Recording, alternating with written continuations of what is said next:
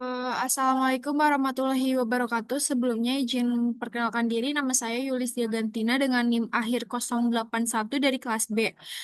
Di sini saya akan mempresentasikan tugas sebelum praktikum farmasi terpadu yaitu bab 4 mengenai standarisasi bahan baku dan sediaan farmasi berbasis bahan alam.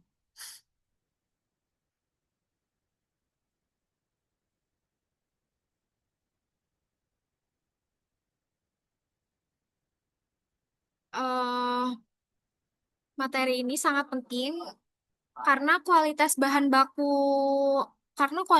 baku menjadi penentu keamanan, efektivitas, eh, dan konsistensi produk obat tradisional atau herbal.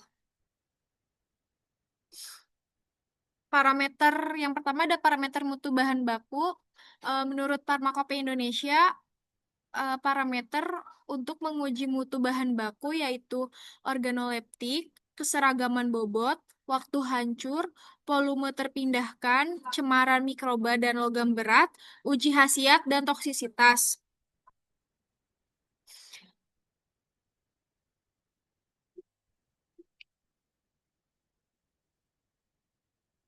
Parameter ini digunakan untuk memastikan keamanan dan kualitas bahan yang akan digunakan dalam proses produksi.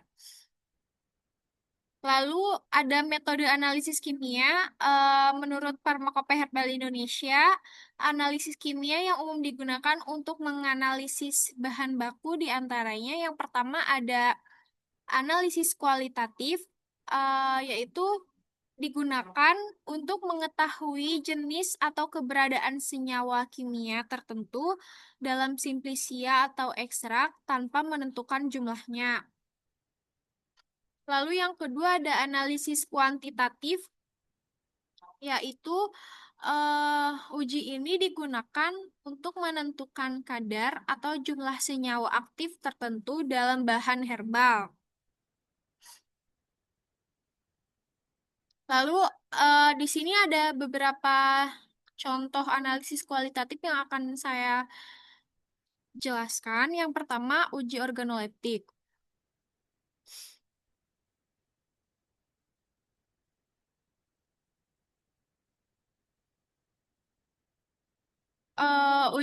Uji organoleptik ini adalah metode pengujian yang menggunakan indera manusia seperti penglihatan, penciuman, rasa, peraba, untuk menilai karakteristik suatu produk seperti warna, aroma, rasa, dan tekstur.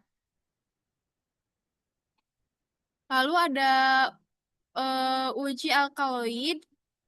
Uji alkaloid adalah metode untuk mendeteksi keberadaan senyawa alkaloid dalam suatu sampel, baik dari ekstrak tumbuhan maupun bahan lain yang mengandung senyawa tersebut. Eh, untuk mendeteksi keberadaan alkaloid ini, yang pertama kita kita dapat mengujinya dengan menambahkan 1 mili reagen Dragendorff ke dalam 2 mili ekstrak, maka akan terbentuk endapan merah jingga yang menunjukkan sampel tersebut mengandung alkaloid. Lalu ada uji Mayer. Beberapa uji ini di uji ini dilakukan dengan cara memasukkan meneteskan beberapa tetes reagen Mayer lalu ditambahkan ke dalam 1 mili ekstrak. Maka endapan yang maka endapan yang dihasilkan adalah kekuningan atau putih terbentuk yang menunjukkan adanya alkaloid. Selanjutnya ada uji saponin. Uji saponin adalah pengujian untuk mendeteksi keberadaan senyawa saponin dalam suatu sampel, terutama ekstrak tumbuhan. Uji ini didasarkan pada sifat khas saponin yang aktif secara permukaan, yaitu kemampuannya membentuk busa yang stabil ketika dikocok dengan air dan sifat deterjennya merah mirip dengan sabun.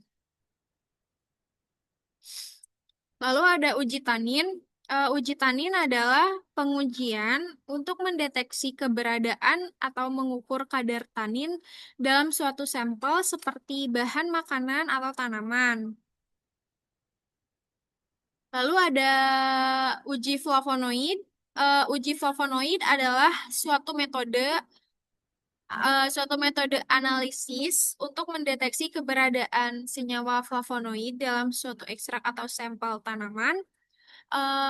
Biasanya dengan cara penambahan reagen seperti magnesium dan asam klorida atau HCl pekat ke dalam ekstrak. Jika terbentuk warna tertentu seperti warna merah, kuning, jingga, atau merah kecoklatan, maka itu menunjukkan bahwa sampel tersebut mengandung adanya senyawa flavonoid. Selanjutnya ada uji quinon. Uji quinon adalah uji untuk mendeteksi keberadaan senyawa quinon dalam suatu sampel.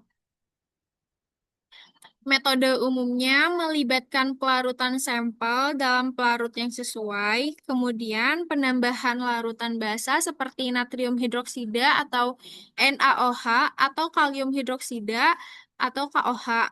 Hasil positifnya ditandai dengan perubahan warna menjadi warna merah atau warna kuning, yang menunjukkan bahwa adanya senyawa quinon.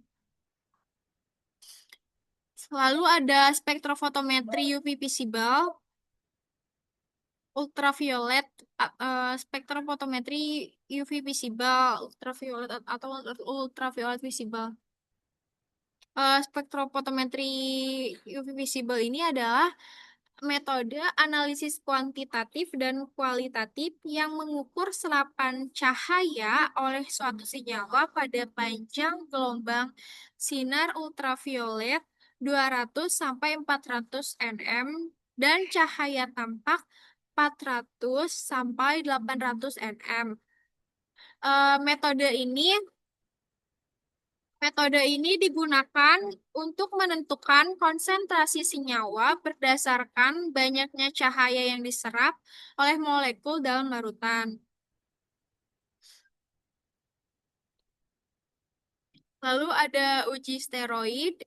Uji steroid adalah uji untuk mendeteksi keberadaan senyawa steroid dalam suatu sampel, umumnya menggunakan reaksi Lieberman-Burchard atau uji Salkowski.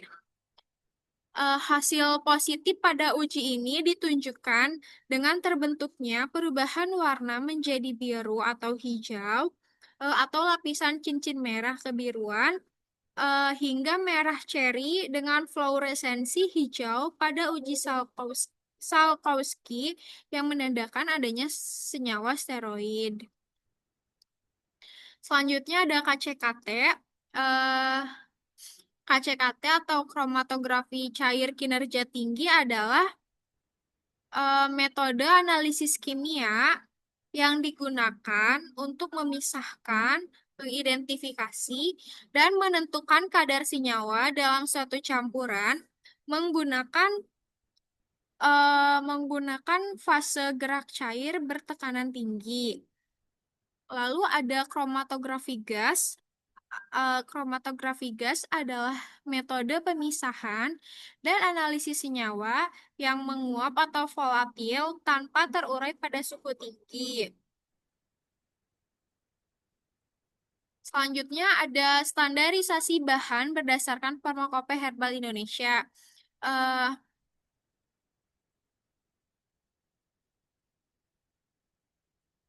Beberapa parameter yang digunakannya di antara lain, yang pertama ada susut pengeringan.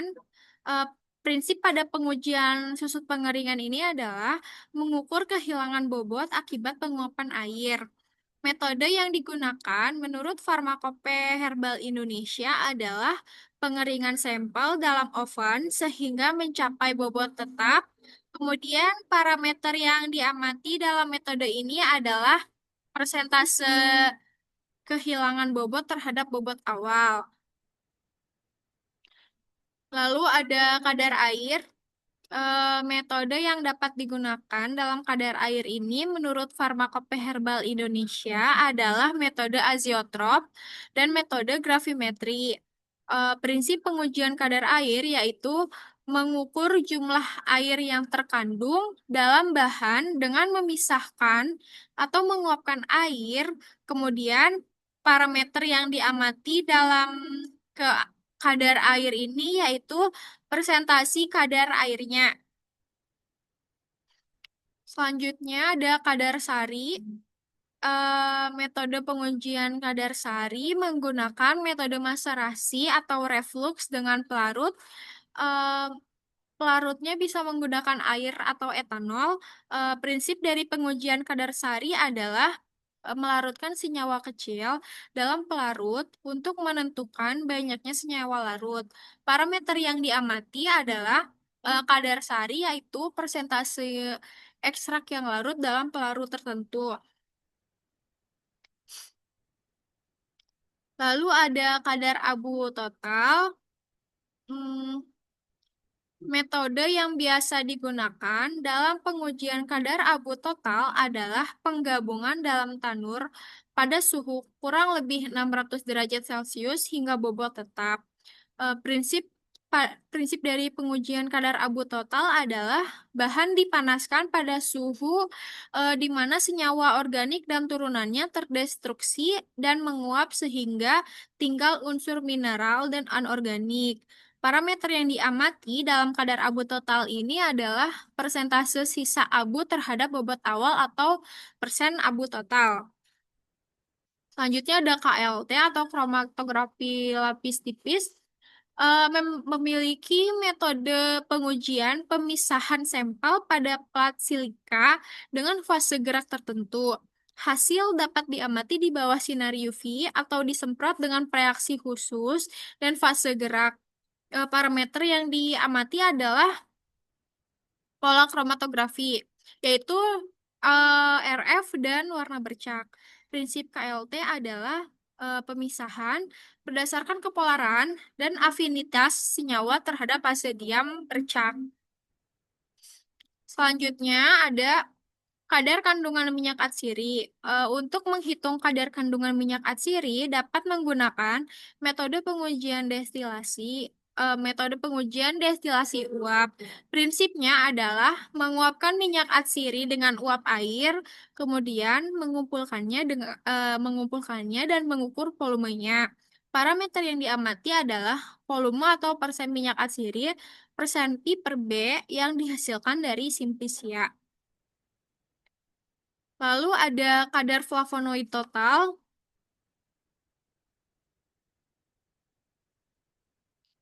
Kadar flavonoid total ada yaitu mengukur kadar flavonoid total dalam simplisia. Mengukur kadar flavonoid total dalam simplisia dapat menggunakan spektrofotometri UV visible dengan kompleksasi menggunakan AlCl3. Prinsip pengujiannya adalah pembentukan kompleks antara ion aluminium dengan gugus hidroksil pada struktur flavonoid menghasilkan warna yang dapat diukur absorbansinya. Parameter yang diamati dalam pengujian ini adalah konsentrasi flavonoid total atau nilai absorbansi pada panjang gelombang tertentu.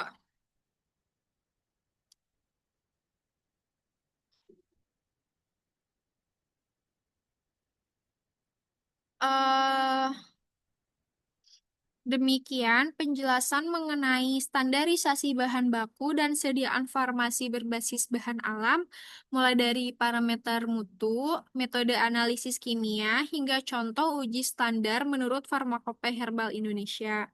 Dengan memahami prosedur dan parameter standar ini, kita dapat memastikan bahwa bahan herbal yang digunakan dalam industri farmasi itu bersifat aman, berkualitas, dan efektif.